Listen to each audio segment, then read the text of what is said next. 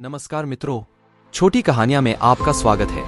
क्या आप जानते हैं कि देवी पार्वती ने भगवान शिव का दिल कैसे जीता और उनका विवाह कैसे हुआ? तो चलिए शुरू करते हैं वो पवित्र प्रेम कहानी। देवी सती की मृत्यु के बाद भगवान शिव ने अपना सारा समय हिमालय के एक सुदूर पर्वत पर ध्यान करते हुए बिताया और उन्हें विवाह में कोई दिलचस्पी नहीं थी।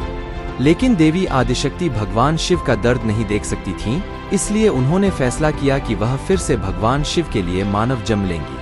सती का पुनर्जन्म पर्वतों के राजा हिमवान और उनकी पत्नी मेनावती की बेटी पार्वती के रूप में हुआ। बचपन से ही पार्वती भगवान शिव की कथा सुनती थीं और हमेशा उनकी पूजा में समर्पित रहती थीं। जल्द ही उसे शिव से प्यार हो गया, लेकिन भगवान शिव इतने ध्यान और शोक में डूबे हुए थे कि वह पार्वती की ओर देखने को भी तैयार नहीं थे कि वह देवी सती का अवतार थी। इसके फलस्वरूप प्रेम के देवता कामदेव को हस्तक्षेप करना पड़ा। कामदेव प्रेम के बाण से शिव के हृदय को भेदने में सफल रहे, लेकिन कामदेव की भूमिका निभाते समय शिव के क्रोध के कारण उन्हें अपनी जान गंवानी पड़ी और कामदेव की पत्नी देवी रति ने क्रोध में आकर देवी पार्वती को श्राप दिया कि यदि उन्होंने कभी भी भगवान शिव से विवाह किया तो उन्हें कभी संतान नहीं होगी। लेकिन देवी पार्वती ने हार नहीं मानी है, वह भगवान शिव का दिल जीतने के लिए कृतसंकल्प है। इसलिए उन्होंने अत्यधिक तपस्या या आध्यात्मिक अनुशासन शुरू किया। उसने 16 सोमवार व्रत किए।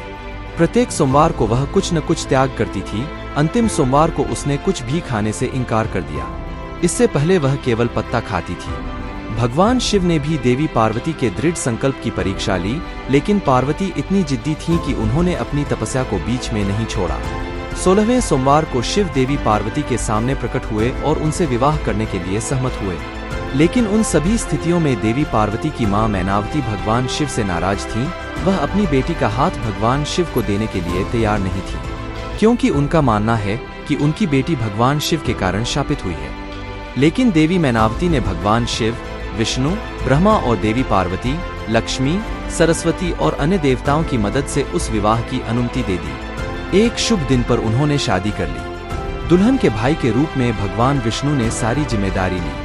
जहां उन्होंने विवाह किया था उस स्थान को त्रियुगीनारायण मंदिर कहा जाता है और उस शुभ दिन को हम महाशिवरात्रि के नाम से जानते हैं। इस दिन हम देवी पार्वती और भगवान शिव का विवाह दिवस मनाते हैं।